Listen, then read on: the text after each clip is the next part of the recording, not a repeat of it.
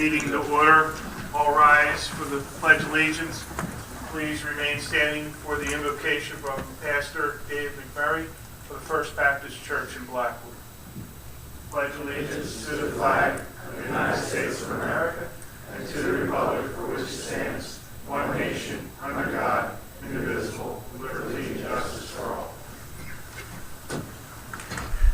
Lord, the fact that we look to you is evidence that we are not sufficient of ourselves. And I pray, Lord, that each of us collectively as citizens and whatever role we play in contributing to this community and as individual persons, God, that we would not have difficulty in acknowledging that we're in the deep end of the pool. We're in over our head, and we need you to give us some direction, some guidance, and to intervene when we don't do as good as we could have done. So we come to you in moments like this, and we say, guide us. Give us your creativity. If anything, we know you first as creator. But give us your creativity for finding good solutions and looking for win-win situations. So we're looking to you, God, for wisdom, for help, and for guidance. And we pray that not just for council members and mayor and staff. We pray that for every one of us, for me, God, as a person, as a pastor, as a neighbor, that you would give us your presence and all that comes from your presence, God, because we need you. We need you in this town. We need you in our lives. We ask you to bless us with your presence. In Jesus' name, amen.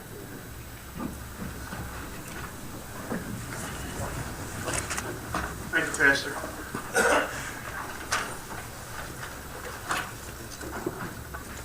This regular meeting of the Township Council is being held in accordance with the scheduled meetings of the Township Council established and adopted by the Township Council, with scheduled designated time, date, and place of this meeting. Adequate public notice of this meeting has been provided pursuant to the provisions of the Open Public Meetings Act, where I use an electronic amplifying recording device in order to obtain audible and clear record. We request all those wishing to speak be recognized, state your name and address directly into the microphone. Recording device to be solely utilized by the Township Clerk's Office shall be the official record of Township Council meeting. Roll call, please. Mr. Hutchison? Present. Mr. Schmidt? Present. Mr. Seiler? Here. Mrs. Trotta? Here. Mrs. Winters? Here. Mr. Mercado? Present. Mr. Bianchini? Present. Mr. Massa? Mr. Lechner? Here. Chief Earl? Here. Mr. Carlemere? Here. Mr. Cardis? Here. Mr. Bucciaroni sitting in for Mr. Moffitt.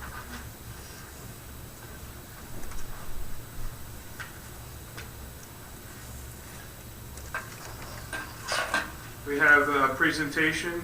Chief?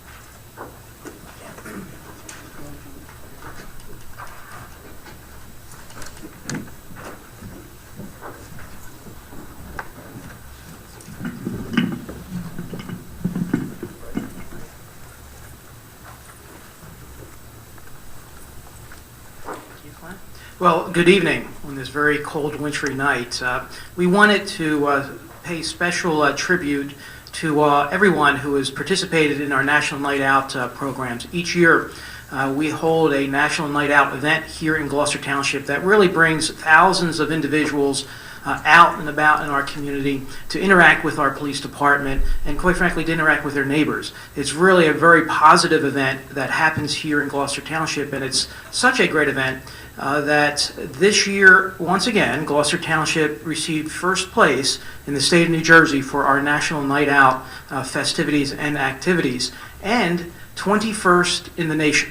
So out of the entire nation, we received 21st place because of all the efforts of our volunteers in our neighborhoods and because of our Gloucester Township Police Department. I'd like to call forward Chief Earl, as well as Lieutenant Barton, Sergeant Grannon, come on up, and Officer McLaughlin. Why don't you join me as well? These individuals really put this program together. It's a lot of hard work, a lot of effort that goes into this. Sergeant Grannon was in the Community Relations Office last year, but was recently promoted to Sergeant. So once again, congratulations to you. And Officer McLaughlin has stepped into his shoes and will be working very hard on National Night Out. But again, it is really a tribute to the hard work of our police department, and quite frankly, it is that whole new mindset of community policing here in Gloucester Township. Whether it is our various initiatives, our Project Battle, Project Mars, that the chief keeps coming up with, or it is really just getting out there in the community and being a part of the fabric of our community. In fact, this past week, there was a YouTube clip, I guess, or a Facebook clip or whatever, of one of our officers actually stopping the kids were playing football. He stopped to talk to them and actually played a couple of plays with them. It was caught on video and was sent into the news, and it was very positive interaction, again, that our police officers are having with our community. And so I congratulate you on your terrific efforts. I know our council certainly acknowledges your efforts, and present this plaque to you that acknowledges our first place finish once again in New Jersey, as well as the 21st place in the nation. So as I do each year, we're going to have to get better, right? So we're going to continue to move forward and really do a fantastic job here that, like I said, brings our community together. So we want to acknowledge your efforts, thank all the National Night Out volunteers for putting this together and making this award happen. So congratulations to all of you. Thank you very much.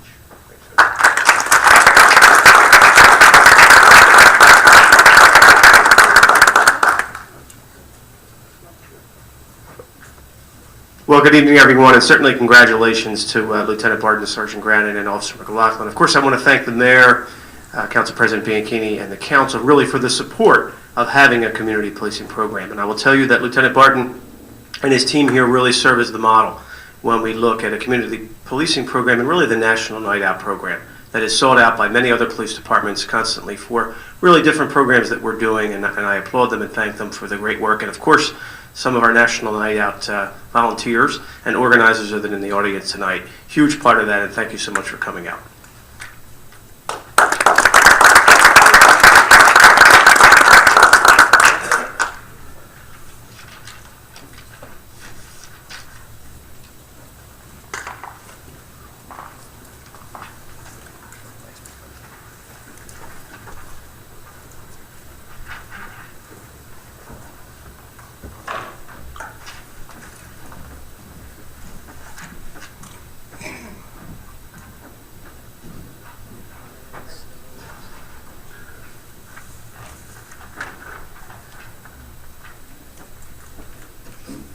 Mr. President, if I may, and members of council, just before we go forward with the meeting, just want to bring to your attention, under your ordinances that are scheduled for first reading, you have ordinance O14-06, which is the ordinance to establish a government-private energy aggregation program.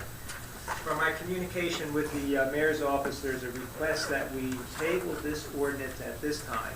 The mayor's office is requesting that council hold a special meeting for the purpose of providing a notice and information and an opportunity for a public hearing on the contents of the program, how an aggregation program works, and what is the intent of the township in participating in an energy aggregation program for residential properties as well as non-residential properties. Authority for that is referenced through the statute, and the mayor is requesting that council take that step before we go forward. The request is if you can schedule something for the 24th meeting.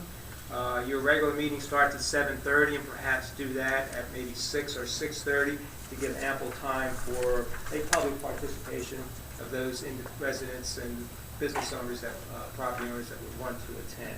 So that's a request to table that. So when we get there, I just want you to be aware of that. Thank you.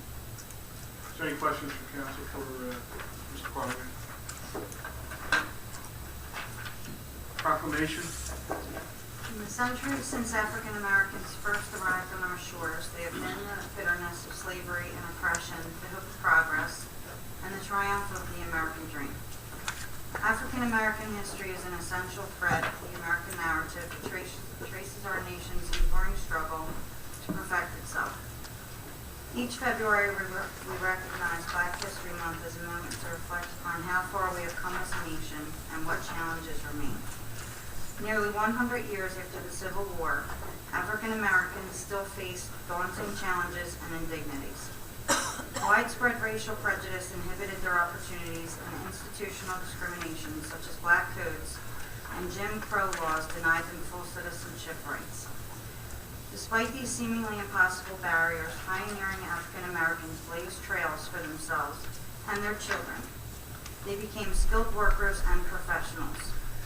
They purchased land, and a new generation of entrepreneurs founded banks, educational institutions, newspapers, hospitals, and businesses of all kinds. This month, we recognize the courage and tenacity of so many hardworking Americans whose legacies are woven into the fabric of our nation. We honor African Americans whose resilience and perseverance sustained the dream of equality and fairness. We salute those citizens of past generations who rose above the injustices of their time and who empower the residents of this community that change in America is possible.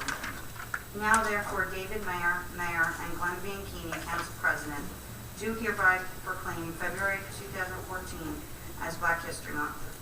Call upon our educators, librarians, and all the people of Gloucester Township to observe this month with appropriate programs, ceremonies, and activities. We now have the first public portion. Anyone wishing to speak on any agenda items only, please raise your hand and come to the mic. Jim?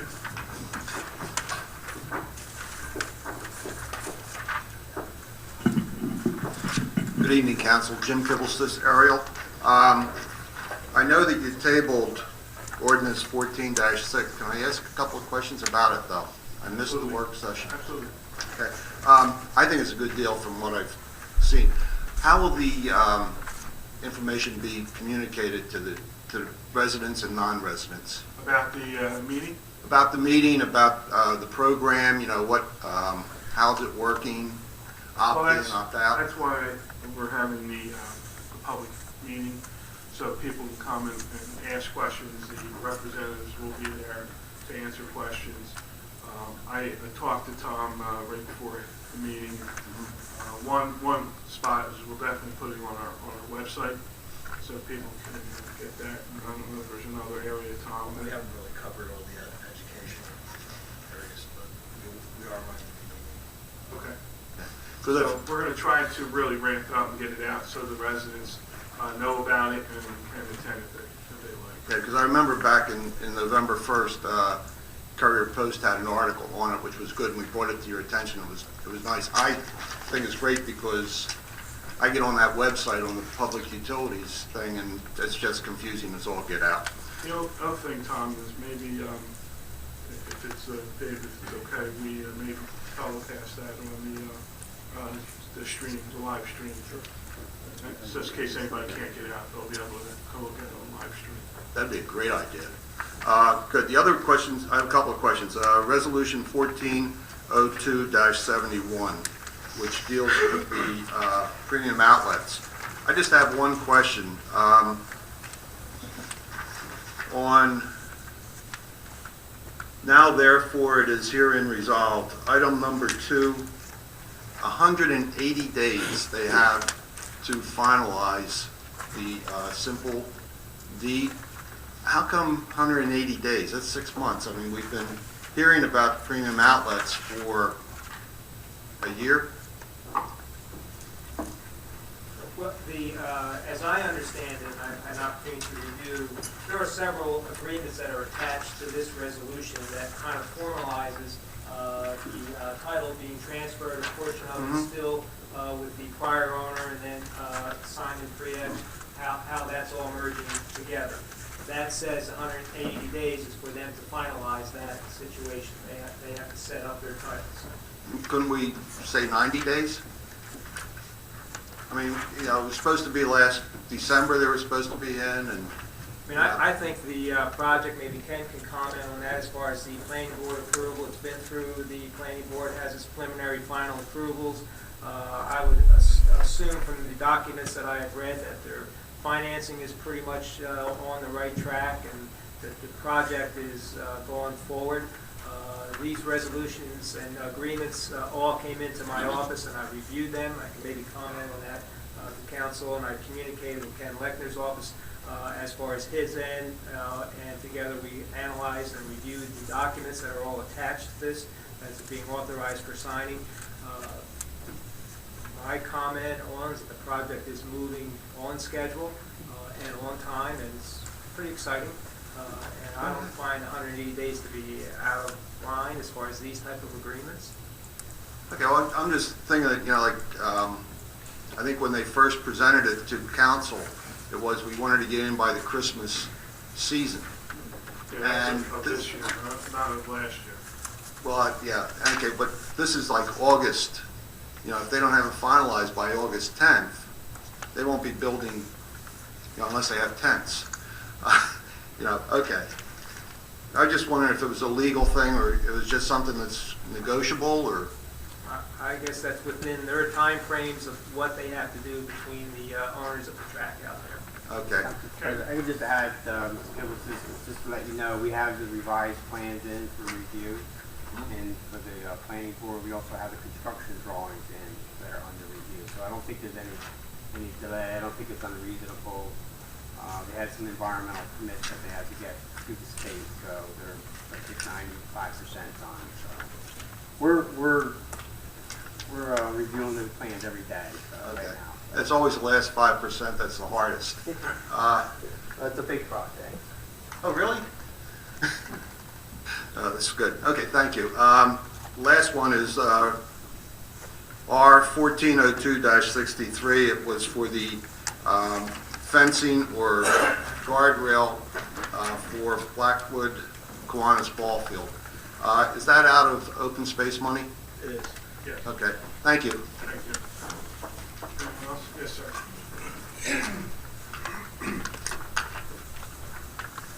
Good evening. Robert Kolakowski, Lincoln Drive in Glen Oaks here.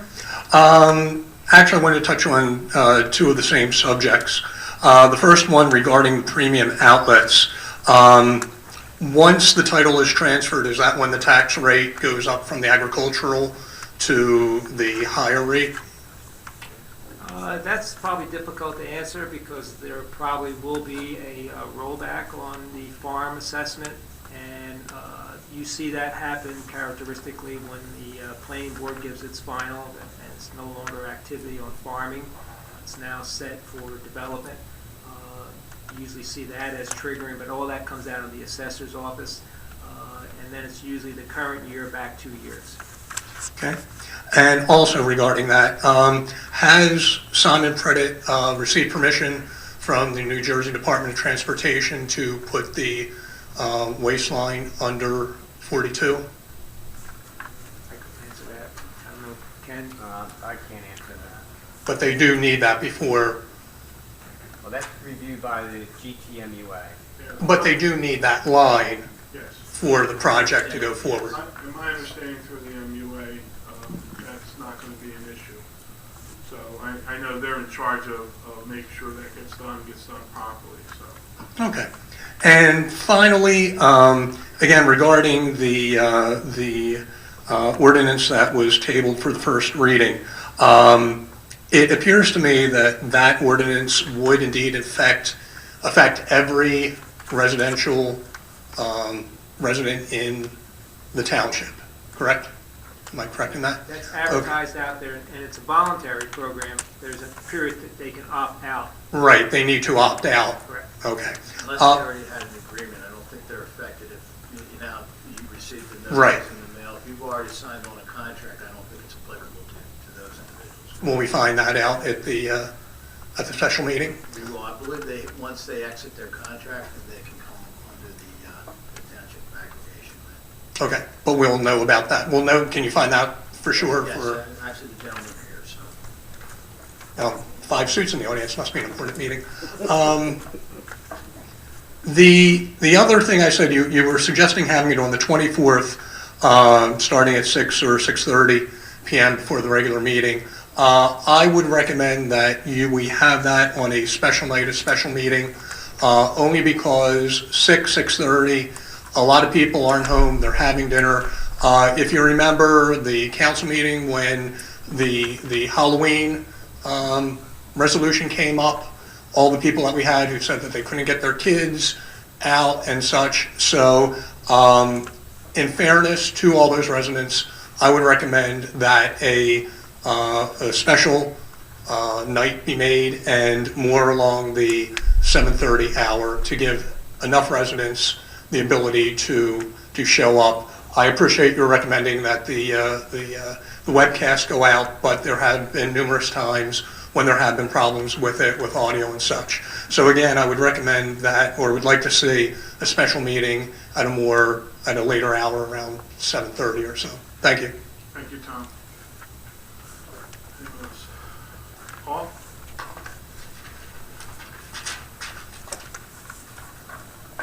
Paul DiBartolo, Ohio Avenue, Blackwood, New Jersey. I don't have the long form, but I looked it over of the agenda, and 140249, did I see something in that with regard to animal control? I thought I read something about it.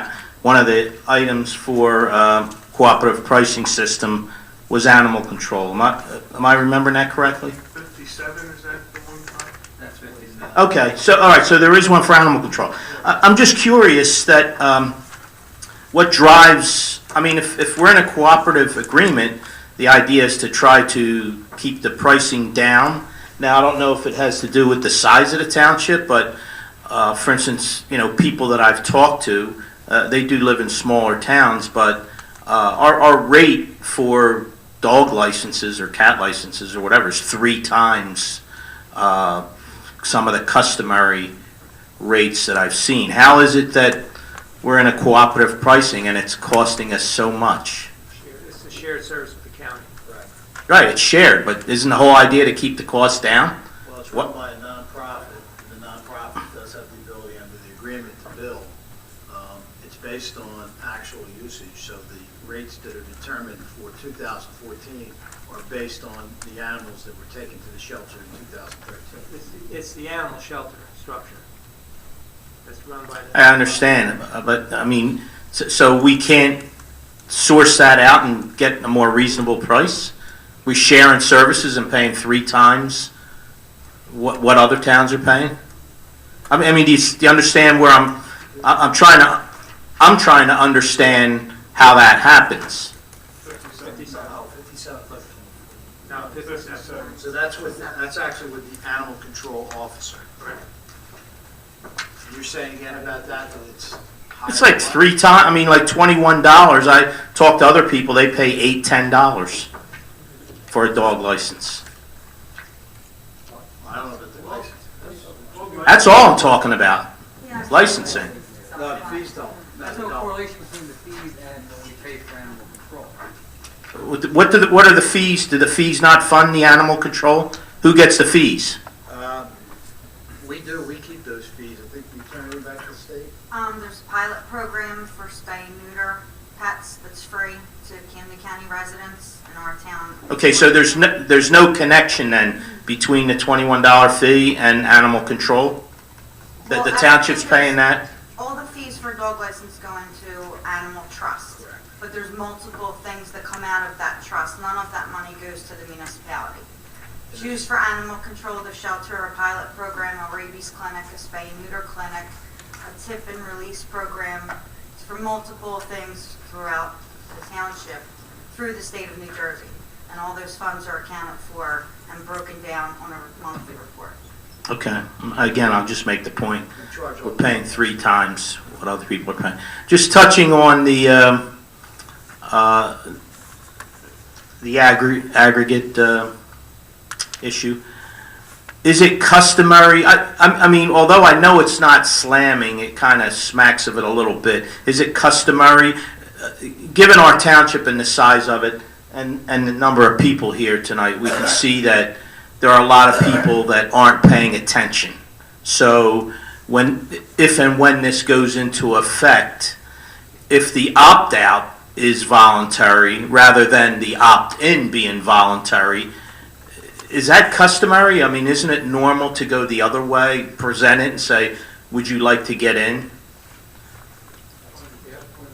Yeah, that's the state statute that deals with energy aggregation.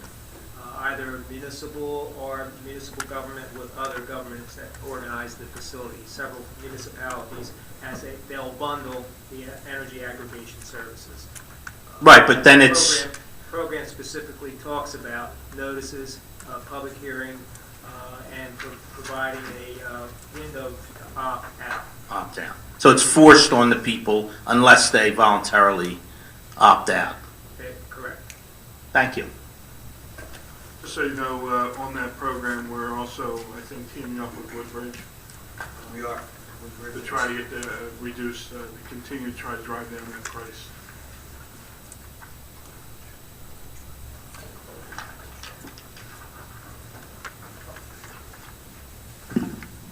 Good evening, Council. Andrew Gardner, 50 Pinehurst Court. Today I come to discuss Ordinance 01405. This ordinance says to exceed, so you want to exceed the budget appropriate amount of 2% and go to 3.5% this evening. It cites here that the appropriation is in the interest of promotion of health, safety, and welfare of citizens. Could you kindly provide the metrics you're using to say that this money will improve that? Yeah, this ordinance is the COLA ordinance. It has been adopted, I would say, for the last 20 years since it was available to the municipality. Other municipalities also adopted. The thought behind it is currently, and it wasn't always that way, but there's a 2% levy cap. That's going to guide us to stay and keep the tax rate under the 2% cap. There are a couple exceptions to that. The reason that we adopt the COLA ordinance is, one, again, to exceed the 2% because most of our expenditures will not stay within that 2% threshold. But also, this enables us to bank cap. So we can bank cap moving forward. For example, if our snow budget, which at this point, I don't have the numbers in front of me, but if our snow budget for 2014 goes in excess of the appropriations and there's not enough money to cover it with transfers, then that would lead to a possible deferred charge in next year's budget, which would definitely exceed the 2%. Okay, how much bank cap have you had in the previous history? I don't have numbers for bank cap. There's both tax levy bank cap and then there's the appropriation, or what's called surplus bank cap. That's for the appropriations. In most cases, we go up to the 3.5% in our budget. Okay, well, it doesn't really, so what is the impact on the taxpayer? Well, the last couple of years, it's been a zero increase in the tax levy, and therefore, even though we did go up to the 3.5%, we had a zero increase. Okay, with that being said, let's discuss the effective tax rate in this township. This is given to us by the Camden County, The effective tax rate has increased from 2.9% in 2010 to 2013. We're at 3.3%. So that explains. I don't know the document you're looking at, but I'm assuming that they're including both the schools, the county, and also the fire districts. So it's not just isolated to the local property taxes. Well, I'm just reading here what the effective tax rate. That tells me that the rate of inflation is 3%. Our taxes are higher than that. So how does this ordinance relate to our tax? I mean, you told me we've been approving this ordinance for 20 years, but what does it mean to the taxpayer? You haven't explained that, Tom. It only affects the municipal budget. It does not affect the schools, does not affect the county, does not affect. So you're increasing the budget by $1.8 million because of this. I don't know what it. Well, that's what the ordinance says. No, I don't think that's the amount because we're already committed to go to 2%, so the 1.8 would include the 2%. Okay, so it would include this percentage. Right. Okay, thank you. Thank you. Right?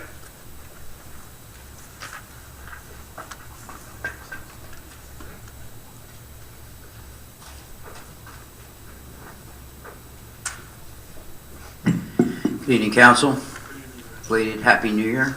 I know you missed me too. The exceptions that Tom Cars was talking about, are those exceptions the reason why surpassing the 2% hard cap is not the reason that it goes to the voters? When you go above the 2%, levy cap goes to a referendum if you decide you want to try to surpass the levy cap. Right. This In the- cap does not. This is just the budget. Each year, we keep increasing the budget. In the foreseeable future, I'm guessing some revenues that come into this township are not going to be here permanently. For instance, the red light cameras, which are starting to all come to expiration. And as everyone knows, with Brick Township, they will be done this month. And it's items like that. That would be the tax levy cap. No, I get that, but our budgets are expanding. We keep on saying zero, but we have so much revenue coming in. Of course, the more the pocket is filled, the more money we have to dig from the pocket. Eventually, the pocket's going to empty out. It's not going to fill with as much. And that's the point I'm making with the red light cameras. I believe it's early 2015, the red light camera revenue may not be here for the rest of 2015, correct? May not. Okay, and if things go the way that they are, and in a positive way, I might say, they're not here, has this township prepared for the inevitable of not having that revenue? I mean, if we keep increasing the budget, if the revenues aren't there, eventually we're going to wind up having to raise the tax. Right, we constantly look at cost-saving measures, shared services, we just talked about that just now, cooperative purchasing agreements. Again, we utilize clean community staff in public works, which is through a grant program. There's a lot of things that we do to control the costs. But like I said, the revenues, they come from us inevitably, or they come from whether it's state aid, and eventually we're going to run out of money coming into the pockets, and it's going to start coming into our pockets. Case in point, I'm guessing we're bonding for police vehicles, Bonding, correct. okay? And we all know that we need police vehicles. What is the length of time? What is the term on these bonds that we're taking on our police vehicles? Well, you have the overall bond, and then each element of each item acquired has a useful life. So in the case of these vehicles, I believe the useful life that's listed under New Jersey bond law is 8 years, maybe? Useful life, I'm positive. 5 to 6 is the last discussion we had. It's a weighted average. So the average of the life of the general obligation bond series would be probably around 13 years. 13 years. Has the township in recent memory ever paid for vehicles, for police vehicles? Just paid. Write a check, paid. No, we've leased. So we're paying twice the amount of time as the vehicle's longevity. Well, as you Still. stated, Ray, in the bond, each item that we are bonding has a weighted average. So the vehicle may be 5, 6, 7, whatever it is, that's for those vehicles. Overall, as you look at the total bond, it may be 13 years or whatever the funding. I mean, it has to follow local bond law. It has to have a useful life over 5 years. It must be permitted to be bonded by the local finance board, must meet all those criteria. We're still going to continue that bonding. And Ray, we don't discard the vehicles after the police are done with them. We keep them in the system. There's a system that keeps them rotating down for other departments or even through the police department. So we're probably averaging maybe 10 years on most vehicles. now when we do this, let's say MUA needs the vehicles, they have their own budget. Are we selling them to them? Or are we giving them to them? Or whichever department, which has its own budgets. What is the Talking about the recycling program? police vehicles that are retired? I would say most of them are used right here within the municipality. There are times where we'll give a rural police car to Camden County Fire Police. In those situations, we give it to them for $1 or whatever. By resolution. Yeah, by resolution. So most of them, if not all of them, Ray, are staying right here and being used and worked with for a long time. Okay. And if I may, one quick off-topic subject, so I won't have to come back during the open public. Some folks that have been attending the school board meeting, Gloucester Township School Board meeting, asked the question of the Gloucester Township School Board about the conflict of time when they're conducting 2 public meetings in one night. what was told to me as a response from the Gloucester Township School Board was the township could move their meetings. Is that something you'd be interested in doing? Well, we have our meeting set at the beginning of the year, right? Mhm. So that's done by ordinance during the reorg. So our meetings are set by rule.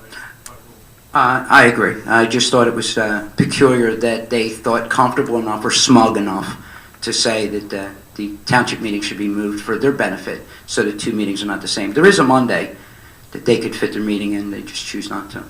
All right, once again, thank you. Thank you, Ray. Yes, sir.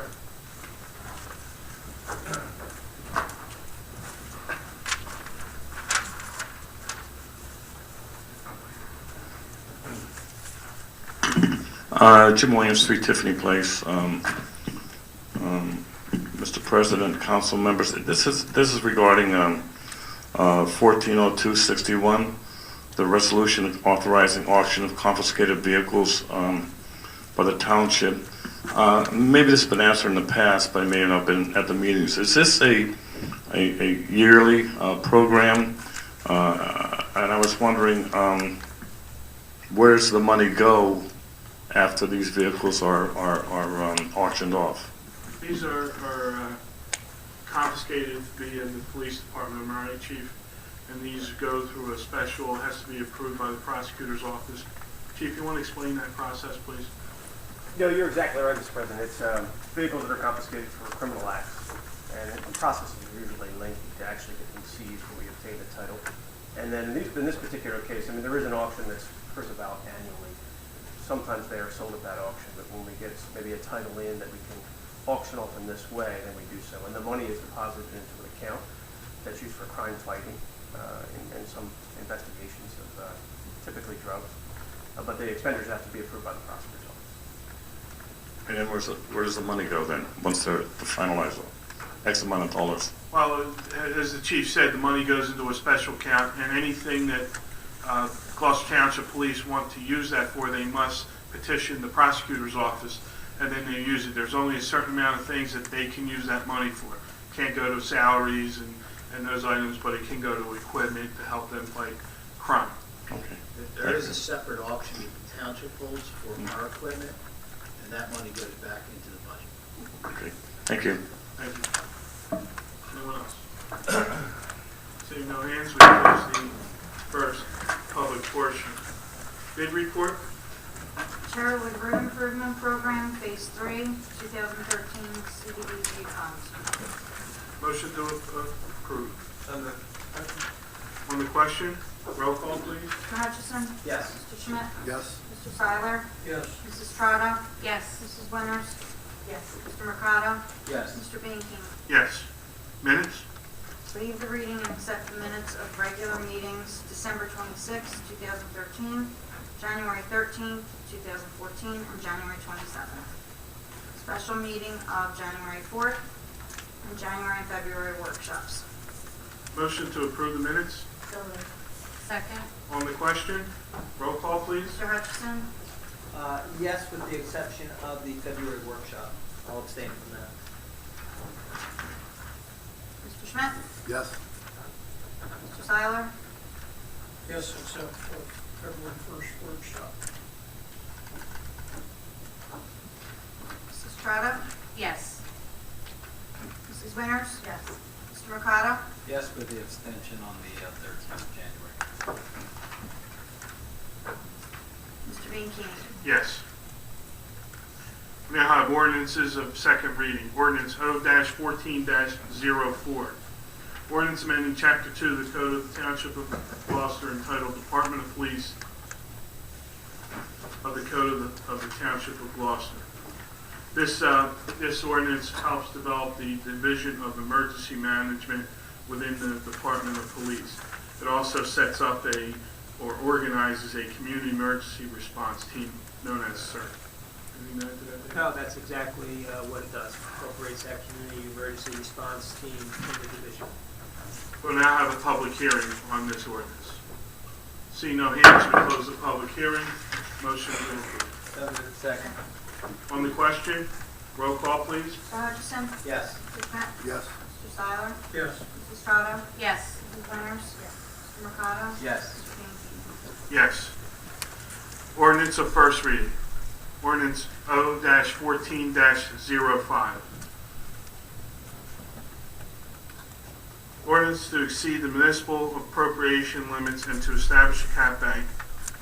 This ordinance, as states for the calendar year 2014, will allow the township to move from 2% to a 3.5% cap bank. Anything else to add to that, Tom? No. Motion to approve. So moved. Second. On the question, roll call, please. Mr. Hutchison? Yes. Mr. Schmidt? Yes. Mr. Seiler? Yes. Mrs. Estrada? Yes. Mrs. Winters? Mr. Mercado? Yes. Mr. Bianchini? Yes. Ordinance O-14-06. I'll move to table that. Mr. President. The motion and seconded to table it. On the question, roll call. Mr. Hutchison? Yes. Mr. Schmidt? Yes. Mr. Seiler? Yes. Mrs. Estrada? Yes. Mrs. Winters? Yes. Mr. Mercado? Yes. Mr. Bianchini? Yes. We now have resolution of consent agenda. Any council person wishing to remove any of these resolutions, please let me know now. Mr. President, I'll make a motion to accept. I'm sorry. Hold on. I'd like to pull 57. All right, we will remove from the consent agenda resolution 57. Anyone else? Do we have a motion to approve the consent agenda minus resolution 57? So moved. On the question, roll call, please. Mr. Hutchison? Yes. Mr. Schmidt? Yes. Mr. Seiler? Yes. Mrs. Estrada? Yes. Mrs. Winters? Yes. Mr. Mercado? Yes. Mr. Bianchini? Yes.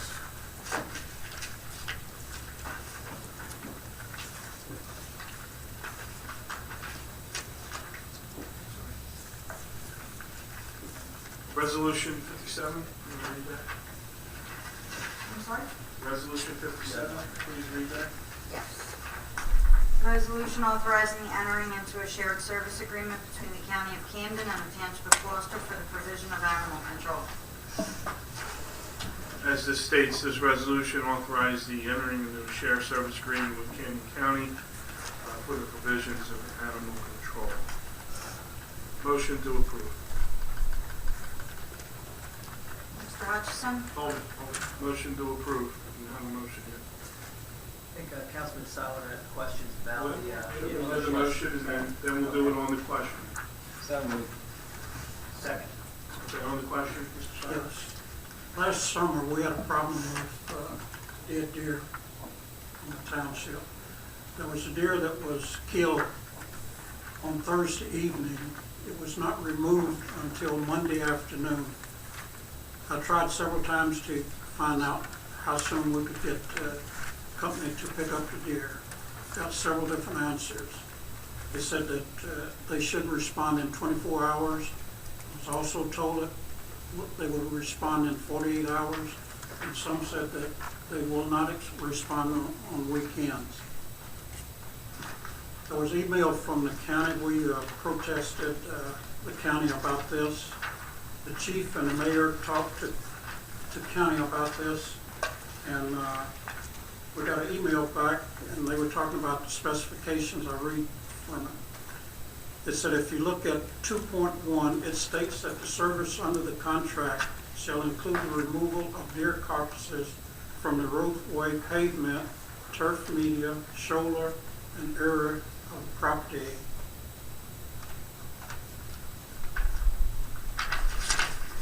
This, I don't think this agreement's the same agreement. There's a separate agreement for deer carcass removal. You said this does not include? This is for the animal control officer. There is a separate process where the county goes out for a cooperative purchasing agreement for deer carcass removal. That contractor's typically been Deer Carcass Removal, I think that's the name of the company, out of Cream Ridge, New Jersey. And I think that's been some of the issues there. They have a 48-hour response time. Does that come before council too? It will. It will. It just hasn't come out of the county yet. This is for your, basically for your dogs and cats, feral cats, injured animals. Any other stray animal, correct? Correct. Yeah. will come before you, though. Yeah, and we did talk to the county. I mean, I think that's an important thing, so when that comes, we need to make sure we address that. Okay. Any other questions? No other questions. Roll call, please. Mr. Hutchison? Yes. Mr. Schmidt? Yes. Mr. Seiler? Yes. Mrs. Strato? Yes. Mrs. Winters? Yes. Mr. Mercado? Yes. Mr. Bean? Yes. Regular agenda? Resolution 1470, resolution appointing council liaison to Gloucester Township Historical and Scenic Preservation Committee. Yeah, this resolution appoints Tracy Trotto as the council liaison to Gloucester Township Historical and Scenic Preservation Committee. Motion to approve. On the question, roll call? Mr. Hutchison? Yes. Mr. Schmidt? Yes. Mr. Seiler? Yes. Mrs. Strato? Yes. Mrs. Winters? Yes. Mr. Mercado? Yes. Mr. Bianchini? Yes.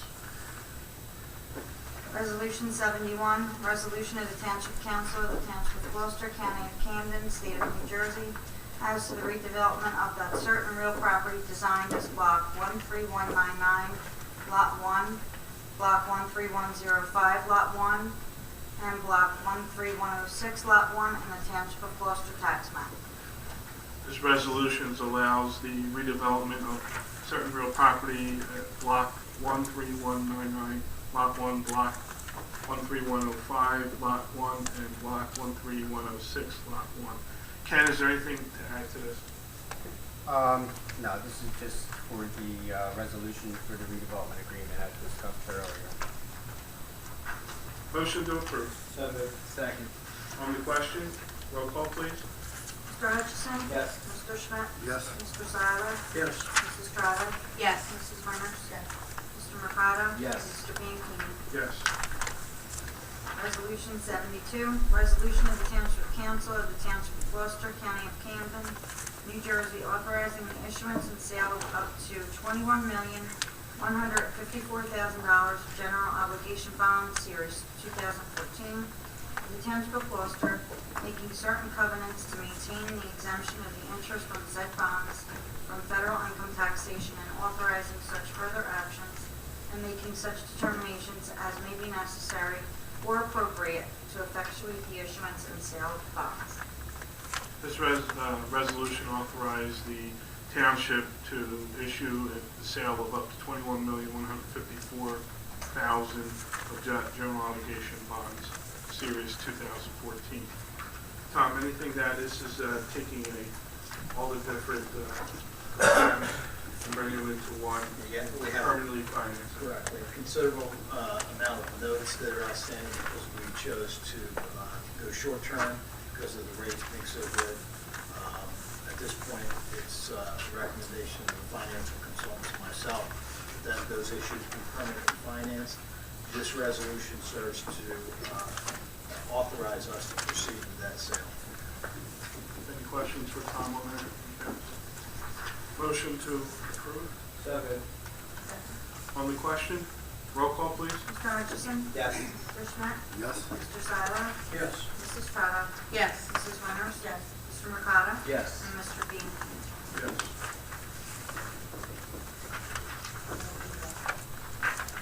We do not have any GTE Gov access questions. We will now have the second public portion. Anyone wishing to ask any questions on any item, please raise your hand, come to the microphone. Joanne?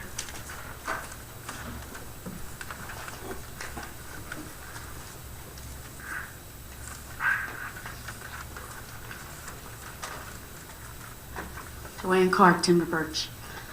Hi, everybody. First, I'd like to thank you for appointing Tracy to the Historical Committee. We welcome you with open arms. Thank you. Thank you for volunteering. Second, my father doesn't come to these meetings because he can't hear. So it's a waste of time for him. But when I told him some of the things that were to be discussed, I told him about the aggregate for the electrical. And he says, well, you remind him that you suggested it 8 years ago. So I'm reminding you, I stood at this very microphone and suggested the very thing. It took a long time, but here it comes. I also wanted to know, I understand how hard you're working at keeping the debt down. Are we actively working to reduce our debt? Well, after this issuance, looking at the amortization schedule, it will stay about where it's at right now. It will go down a couple of years, it will go up a couple of years, but it basically has a fluctuation of approximately $165,000 in debt service. And eventually it will go down, but I mean, that predicts not borrowing any additional funds, which Well, and then there's always the possibility that if we don't have the income from the pilot program for the red light cameras, it may go up again. You know, we don't have that steady stream of income. I mean, the biggest projects are the roads and the drainage. You can appreciate the roads. And it well needs it now, particularly those county roads. So, and the last thing I have is, I didn't come to the last meeting because, you know, the vortex and it was so cold and I just didn't want to get trapped here in the cold. So I watched it on the internet. And I have to say, I was a little upset with the way Mr. Heinbaum was treated when he stood at the microphone. The elections are over, and he's just coming here with his specific items. He's a knowledgeable man. He makes reasonable requests. And I think, Dan, I'm just really upset with the way you treated him, in the fact that the man admitted he didn't have examples to give you, and you kept after him. I'm selecting my words carefully because I don't want to make it inflammatory.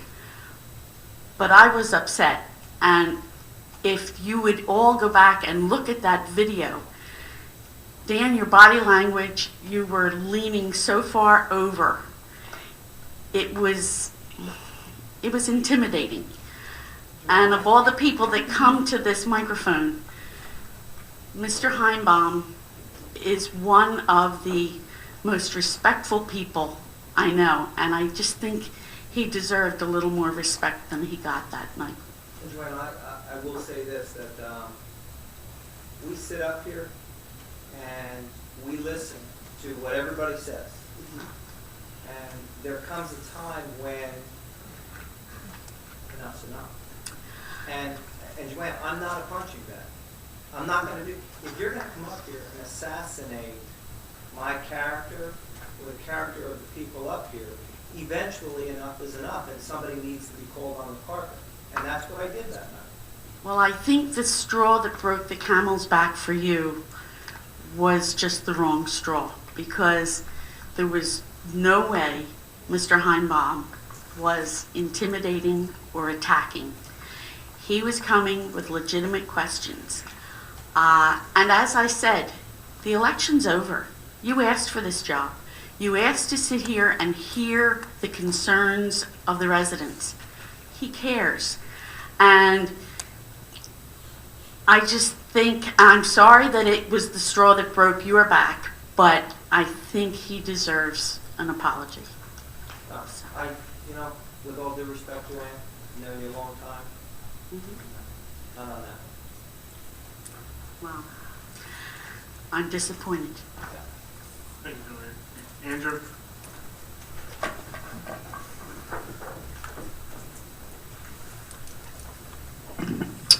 Andrew Gardner, 50 Pinehurst Court. Just to follow up on last meeting, and this is where Dan decided to make the attack. It was regarding, I think Mr. Heinbaum was talking about metrics. And metrics are a standard part of government, Dan. There's been several articles about reporting metrics. And reporting metrics should be done at a departmental level. You can go on to redmond.gov. It's a similar city, similar in size, and look how they perform their metrics. They show metrics about how much commercial property is vacant, how quickly the police answer their calls, how well effective we are dealing with our bonds. They have a lot of metrics that are very simple for people in the township to go out there and see, okay, how we're doing. Are we spending our money well? I mean, most of the information I hear comes as anecdotal information, like, oh, we're doing a better job here, but I don't see any data to back it up. And I believe Mr. Heinbaum's point was very valid when he said that we need to start reporting better. And if I look onto our website, I can see that our website has not changed since 2010. The website lacks any kind of formal objective by a department. So, you know, for example, let's take the police department. They should have a metric that says, you know, the Gloucester Township Police would like to keep the crime rate at X value. And then report how they're doing on that, or how fast they answer the call. That way we know that if we're effectively, you know, getting the service the citizens deserve, what we're paying for. So, you know, what are we going to do to fix this situation with how we're reporting our data to the people of the town? Andrew, I had a conversation with Mr. Cardis regarding metrics and stuff like that. I know what your request is, and there's a lot of data that the town does have. I know for a fact the police have a lot of data.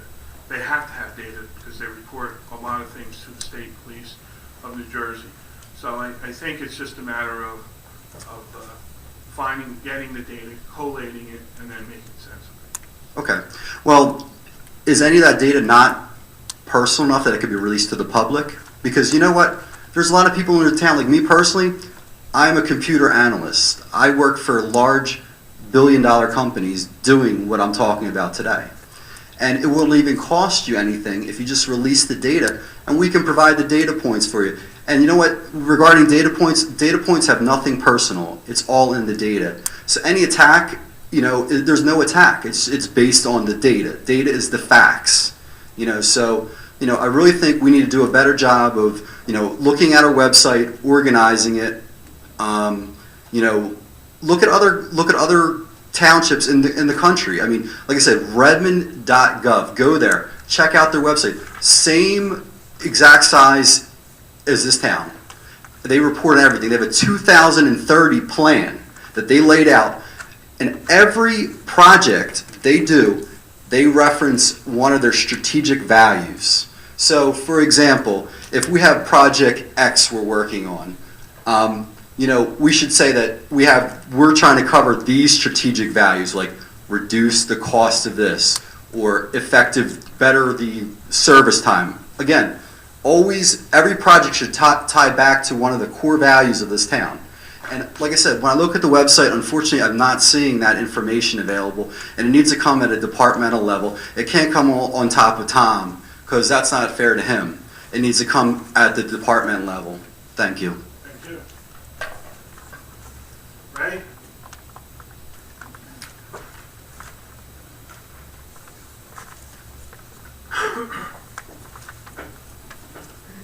Good evening again, Ray Paldor, Ariel, and I went back on my word a little bit. There's a couple other items. On the reading of Resolution 140207, it's inconsequential, you don't have to look at it. I thought some time ago we talked about simplifying the lot and block to simplify it for the public. You may as well mention longitude and latitude. It means nothing to people. When you get an area that you're referring to, simplify it with a basic area landmark, something so that people will understand they're watching out on the internet and other places. It's a very simple thing, and you had done it for a short time and forgot all that. Secondly, I had gone back as far as I could look until I was cross-eyed. Where and when was a resolution introduced about the solar panels at the Public Works building? I looked, I didn't find anything. Wasn't that part of that whole program? Part of the energy plan. Right. You remember? I know it was all part of that whole ESIP plan, and, well, that was part of the PPA. Not the ESIP, I'm sorry, the PPA that Blue Sky was working on. So there were specifications that were drafted that actually went out for formal bid.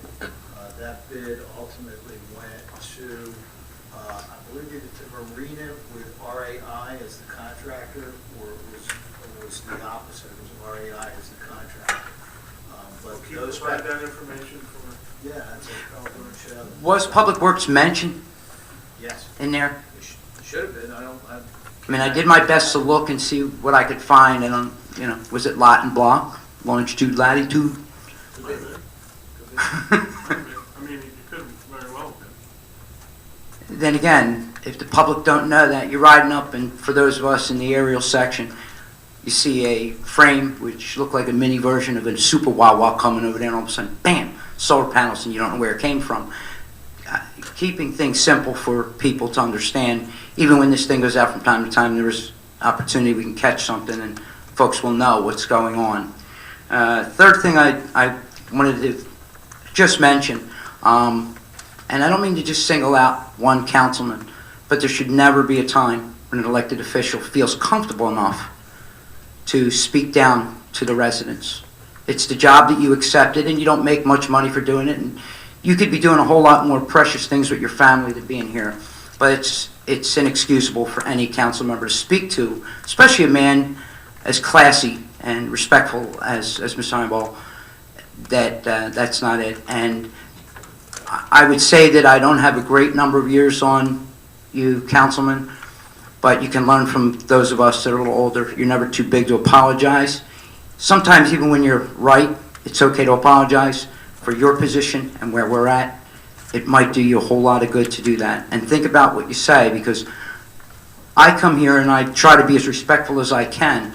I get my digs in, but I never have been disrespectful to any of you in all the years I've been coming here. If you would like a small dose of that back at you, Right. you'll look like a nice guy. Ray, would you stand up at that Could you speak into the microphone to the people, please? When we have dialogue back and forth, okay, it's dialogue. Okay? If you're going to come up and you're going to be respectful to me, I'm going to be respectful to you. Okay? If you come out and you make accusations against us or against one of us, are you suggesting that we cannot come back at you? Are you the representative pit bull for this council? Can't each individual council member either defend themselves or respond? Because they may not respond the way that you did that evening. Well, with all due respect, Ray, I don't remember if you were in the audience that night, okay? I don't know if you were watching live stream. But if you're going to sit in front of the microphone and you're going to come at me or come at the council, are you suggesting that we cannot have dialogue? And we can't have, hey, maybe it's going to be spirited.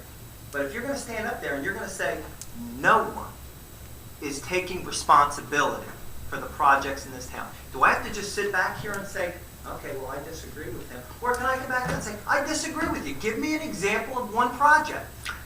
What's wrong with that? The way that was handled, and we're going to leave our personal conversation aside from that, but you're an elected official, you represent this town, and God knows there's enough YouTube videos of the goings-on in this chambers, okay? I don't have to be here to say it, but I agree with Joanne. That's fine. But I disagree. And that doesn't mean I'm wrong or you're wrong. I'm allowed to express my opinion. And when I asked the individual, I said, do you have an example of one project? He said, what?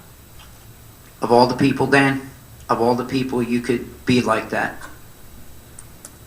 he's not the person. He's just not the person. You could have been barking at anybody else that barked at you. That man comes up here with facts and sometimes is educated by the lesson he gets here at the microphone. And there's a game that goes on. It's like cue cards being read. One end, the other end. How it all works. But there's just some folks that don't deserve that.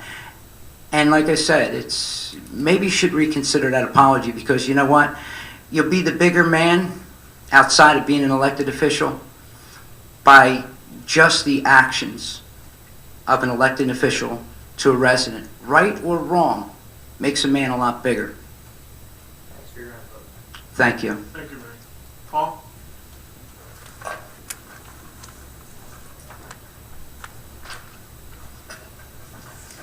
Paul D. Bartolo, Ohio Avenue, Blackwood, New Jersey. Thank you, Mr. President, Mr. Vice President, Council, Chief Earl. My comments are directed toward you. I wish the mayor was here as well. For the sake of expediency, I've decided to read rather than speak extemporaneously. I will point out on a personal note that I have driven around the township and personally seen the pause and turn on red maneuver executed at numerous times and at diverse locations by drivers in Gloucester Township, throughout the township, with impunity. No ticket was ever issued, and no one was the wiser except for me, anybody that saw it, and the driver who performed the dastardly deed. I'm not suggesting that in the cases I saw there was any danger, because there wasn't, where the law was surreptitiously broken. But then again, there's generally no danger when this occurs along Blackwood-Clementon Road as well. But the outcome is much different, to the tune of $85. So recent events occurring this week, mayoral candidate John Ducey made a campaign promise to end the red light camera ticket program in Brick Township based on input from residents who expressed opposition to the program. He stated that whether they had actually been ticketed or not, it seemed to be widespread among the residents that they were against it. As well, it was discovered that the accident rate had risen under the red light cameras in Brick Township. In one case, there were 13 pre-camera accidents compared to 28 post-camera accidents. So upon his election this year, Mayor Ducey is going to make good on his campaign promise. He has chosen not to renew Brick Township's contract with ATS after it expires on the 17th of this month, and the cameras will go dark the next day on the 18th. To quote Mayor Ducey, I will not, and I understand, you know, we have a situation with revenue, but to quote him, I will not balance the budget on punitive measures. The mayor's plan to make up the revenue loss from the removal of the cameras will be accomplished through his larger plan to reduce township expenses. Monmouth County Assembly Declan O'Scanlan, an opponent of red light cameras, has stated that statistics show that in almost all cases, accidents, including the most serious right angle kind, have stayed even or risen when red light cameras were installed. In his words, it is a shame that in the pursuit of the almighty dollar, officials in towns have gone out of their way to avoid facing the truth that these devices exist exclusively to enrich the companies that operate them and the municipalities that permit them to operate within their jurisdictions. They provide no safety benefit. I believe we would do well to heed his words. Add to that the fact that ATS, our contractor, has agreed in court to pay $4.2 million to 500,000 drivers, many including claimants in Gloucester Township, who have claimed they were wrongly ticketed. I was ticketed without sufficient evidence. I had to come and spend half a day in court at my own expense, rather than be scammed out of $85. The contractor, ATS, and our township representative failed in their stated duty to view each captured video to root out false positives.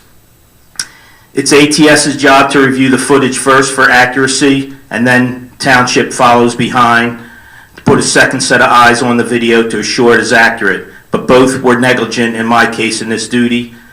The officer in the court was able to see the problem, thus causing the prosecutor to recommend dropping the charge, but the contractor and the ticketing officer were not able to identify a false positive.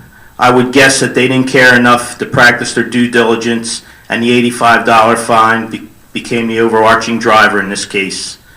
How many more people in Gloucester Township can't afford to come to court to fight what they consider a false ticket? The other red light camera in New Jersey, whether you know it or not, Red Flex Traffic Systems of Phoenix, is being charged with having bribed officials in 13 states, including New Jersey. Fortunately, we don't play ball with them. To add insult to injury, Red Flex also has agreed to pay out $2.1 million to drivers in Cherry Hill and Stratford and 3 other municipalities, over 240,000 improperly issued red light tickets. The pilot program is set to expire next year, and there are many reasons to think that the program will be allowed to die an ignominious death. I would encourage council to get on the right side of this issue and heed the voice of the residents of Blackwood that have talked to me. The people that travel Blackwood-Clementon Road specifically and the businesses there bear the brunt of this. Again, I've driven all over the township and seen this occur elsewhere with impunity. But if you do it on Blackwood Clementon Road and you happen to be at one of those intersections, you're paying that tax. It's time to rid ourselves of this scourge now before we're forced to do so when the program expires without renewal. Thank you very much. Thank you, Paul. Yes, sir. Robert Golakowski, Lincoln Drive here in Glen Oaks. A couple of things. Going back to the energy aggregate, couple of questions. I'm not necessarily opposed to it. I think there needs to be a lot more information presented to the public, to the residents of the township, which is why I'm glad that a special meeting will be held. Some of the questions that I would like answered are there any other towns in Camden County or Gloucester County that are currently in the same arrangement? I don't know that, but we can get that information. Are the rates that are going to be charged to the residents going to be the lowest rates available? Again, all these questions we can get answered. Okay. The ordinance says that it is to the benefit of both residential and non-residential entities in the municipality. If it is to the both, why? And I would assume that non-residential would include churches, schools, fire departments. Would that also include businesses? I would imagine they should. I really can't answer if it goes through businesses. My sense is it probably does not. No? Does not include businesses. Non-residential does not include businesses, so, or that would include a business, that term. For the business, the program is really generated towards residentials. For businesses, they would be opting, they have to opt into the program, and they don't know what the price is. So with a private business, 90% of the private businesses already are engaging in buying their own power, but they're going to have to opt into a program, and they don't know what the price is. For the opt-in, we know where the price is. If you understand. But for this program is not made. The business can opt in, but we're encouraging them not to do a business. Okay. What is the benefit to the residents of this program? A discounted price. Discounted price. And would that price be the lowest that would be out there? We're going to be putting that out to bid. And when we put it out to bid, a whole bunch of companies will be bidding on that. ESCOs. Okay. Why would a resident have to opt out and a business to opt in? I mean, you don't know what the price is. You're just saying, as of right now, you don't know what the price the residents would pay. Robert, I would respectfully ask that we have the hearing, and okay.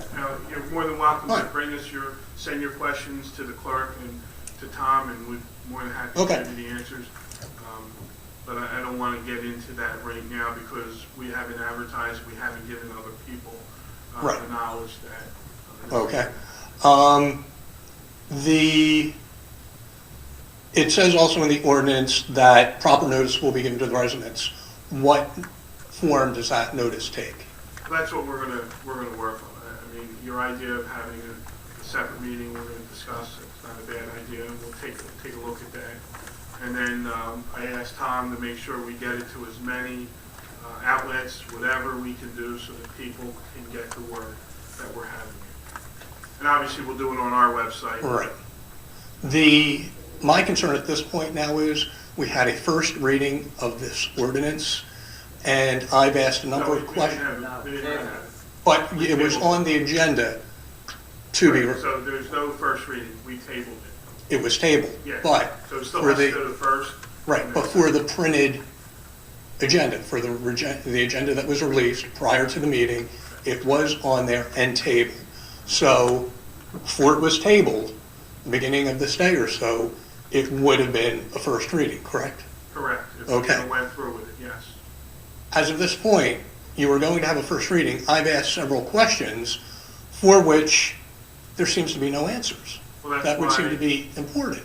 And how did it get to be put on as a first reading when apparently there are still all these questions? I mean, and again, I'm glad that there will be another meeting to answer these. And that's where the conversation came about, and we, at that point, said, you know what, let's have a hearing, let's give the public an opportunity to understand it, and have the people here. To find answers. Have the people here, yeah, we were given a packet, we read it, I read it, but to have the people here, the residents here, to ask questions like the ones you have. So Okay. we did recognize that, we did stop it, and let's make sure everybody gets an opportunity to ask those questions, because it's important. Okay. Finally, I wasn't at the last couple of council meetings. I couldn't make them, and I have no idea what transpired that has been spoken about. I do not envy any of your positions, whether elected or staff or employee. You take a lot of shots up here, a lot of criticism. When I come up, I'm generally looking for answers and expressing my opinion. I'm looking for answers, not an argument. Again, I cannot speak to that instance, but I have seen previously, Councilman Hutchinson, where you have been quite aggressive and quite, your demeanor quite out of line with what would be required. You have been elected to serve and represent all of the people. I can understand the frustration and the anger that forces some people to feel that they need to take a more aggressive stance. I can understand it, but I cannot condone it. Mr. President, I admire the way that you run the meetings. You let people speak their minds. You let them have enough time, all the time that they want, without cutting them off. I appreciate that, and I hope other people who come up here appreciate that too. That being said, you are in charge of the meeting. We direct our questions to you. You refer to the other elected officials or staff. In an instance like that, I really think it is your responsibility to step in if somebody either speaking or here in the audience or up on council gets too aggressive, too argumentative. But again, like I said, in general, I have no criticisms of how you run the meeting. But again, I think that's your job to say, okay, hold it, let's step back, let's calm down, and let's try to do this in a calm manner. Thank you very much. Jim?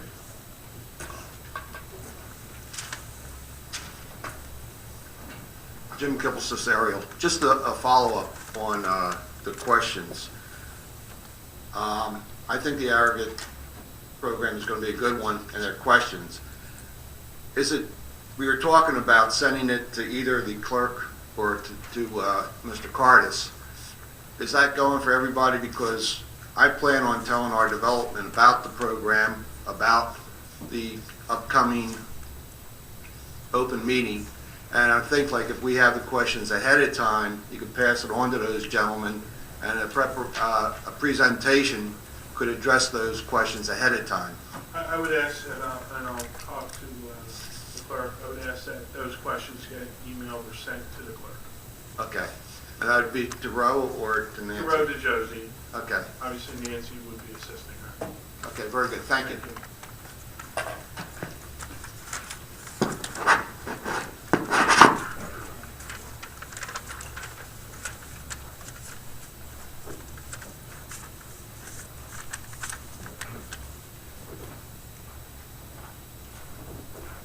Again, Jim Williams, Tiffany Place scenario. I am one of the first person, I think, who will give Public Works a pat on the back whenever I feel, or whenever family members or whatever feels they're doing a good job, great job, or whatever. And I've been at this microphone and done it many, many times in the previous meetings, and just offered kudos to them and to Mr. Moffat. I think the last few snowstorms have been a disgrace. I was part of the last ice storm, more or less, that that I was trying to get my grandchildren, get them to school. Roads were shut down. I went down. I was trying to go up by Lewis School to pick them up, and I'm going down by Highland because I couldn't get up the grading there. The grading. I came back around and I went down Black Horse Pike, and it was all over the place. I didn't see any public works trucks out, nowhere. Were they around? Quite possibly. I eventually got them to school by going an hour and a half route. Thank God. There were accidents. I mean, ambulances turned over on Sicklerville Road. I saw one 5-car accident on Sicklerville Road. I'm sorry, I guess Hickstown Road. Now, I'm not a crack meteorologist, but now in the forecast, look at the television today. They're saying that in Georgia and coming up through the south, there's a nor'easter. Now, wouldn't someone look at this and say, now look, they're going to get snow, and then they're going to get a freezing rain after that. Let's get ready for it, and let's take care of this. Hopefully that's going to be done. Again, another thing is the trucks. I live in Sturbridge Oaks. The snowstorm prior to the ice storm, I saw one truck come through Sturbridge Oaks. And that was late in the afternoon, like about 3:30, 4 o'clock. I don't know if I didn't see the truck itself. It was gone by the time I got to the door. It came down the middle of the road, took off around the corner, and that was it. It's like people park their cars in the driveways to get off the street, but it's like, we have to dig out the mailbox. We have to dig out, and I know there's a lot of roadway in Gloucester Township. But I would think if they're paid to do Sturbridge Oaks, rather than just coming down the middle of the road, they might be able to come down the middle of the road. Let's say Tiffany Place, where I live. You come down the middle, you make a U-turn, you come up to one side, you make a U-turn, you come down, and the whole street is done. To me, it just makes sense. But I think Public Works, do I say they're not doing their job? I think they could do a better job when it comes to snow and ice. Again, and now during the ice storm, we didn't have one grain of salt down in our development. I don't know if salt works, it doesn't work, or whatever, but people were coming in our development where the Kingdom Hall is, they make the turn, and they're just flipping around and going around. It just, to me, something could be done or looked at regarding these issues. Thank you. Jim, I could assure you, Jim, that they plan out. I know they have meetings prior. They actually have the Weather Channel in the Public Works. They're constantly looking. I know they work along with the police department, the mayor's office, the schools, to all come to agreement and understand what the impact is going to be and what strategies they are taking. We do have a brine truck. It hits the major intersections as best they can with that. So I know they have that system, which has probably been implemented in the last 2 years. So they have that system. They do have to make decisions on whether to how much salt and where they're going to put it. And, when you have a meltdown, it does refreeze. So, but I can tell you, they were out this past storms. They have been out, and we've had a lot overtime. We also have contractors that we utilize. I know they have additional supervisors that are following them. Not saying they're perfect, but we're trying to make sure that we are following it and making sure that the roads are done appropriately. We get calls, they go out again. I know there was 2 or 3 areas that they were hitting a couple different times to make sure that they correct the problems. There was drifting of snow, I know, during one of the storms, and they had to constantly go back and forth to a couple different areas.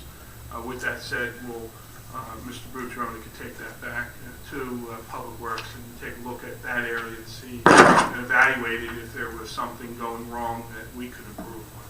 Yeah, I just think the developments are kind of, I know the main roads are the concern, the initial and the main concern. Yeah. But the developments have to be looked at also, because if we can't get out developments, and my wife was a nurse in Camden, she, it was so bad coming down, she decided to go into work the night before and sleep overnight at work.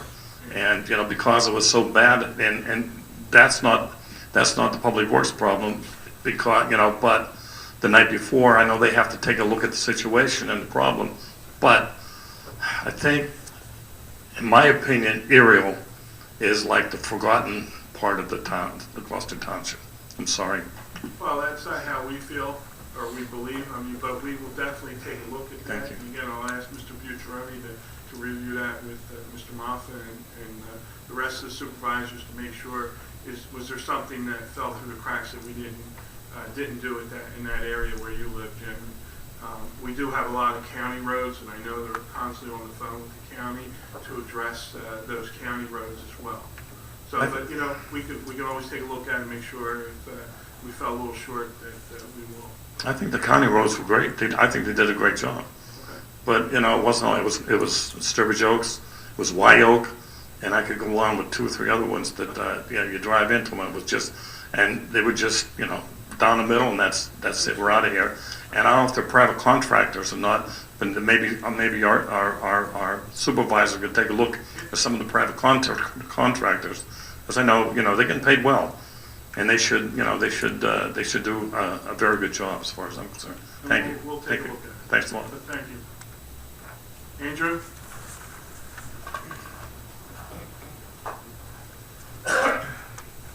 Just to follow up on the previous gentleman, and back to my points on data.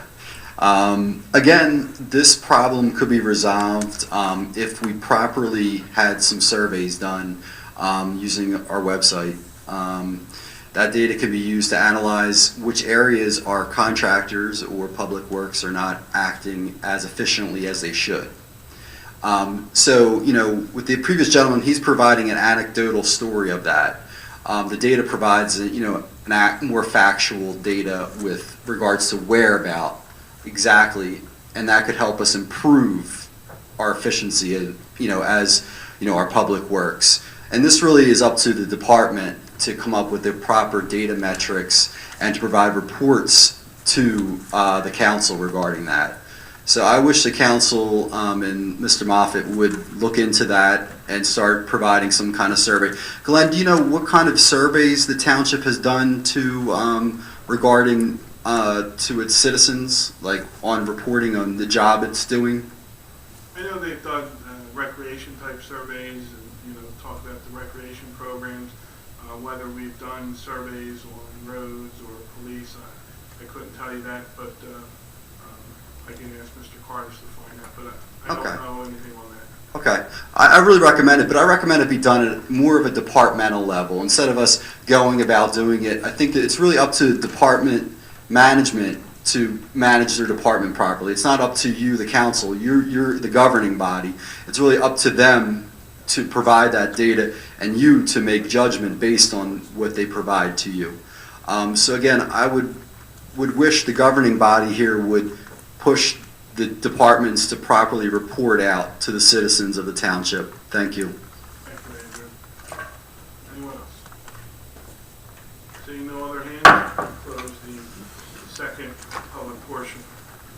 Polling of directors and council, please. Mr. Bucciaroni? No comment. Mr. Lechner? I have nothing to report. Chief Burrow? Nothing to report. Mr. Carlemere? Nothing to report. Mr. Cordis? Nothing to report. Mr. Hutchison? Thank you for coming out and staying this evening, and I will reflect on some of the comments that were made. Mr. Schmidt? I'd like to thank everyone for coming out this evening, venturing out with the roads and the weather. Be safe going home. Thank you. Mr. Seiler?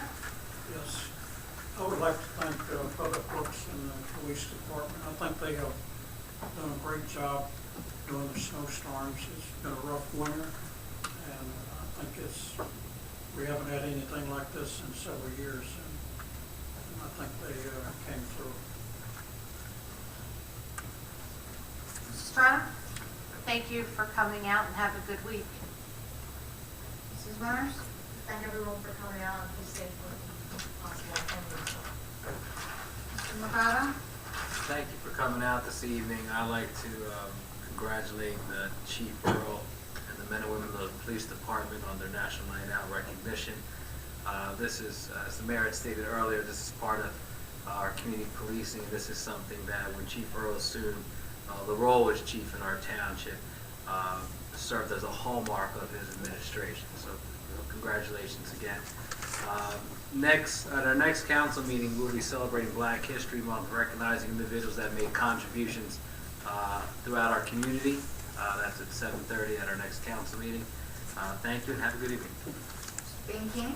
Yeah, I'd like to thank all the residents for attending tonight's meeting.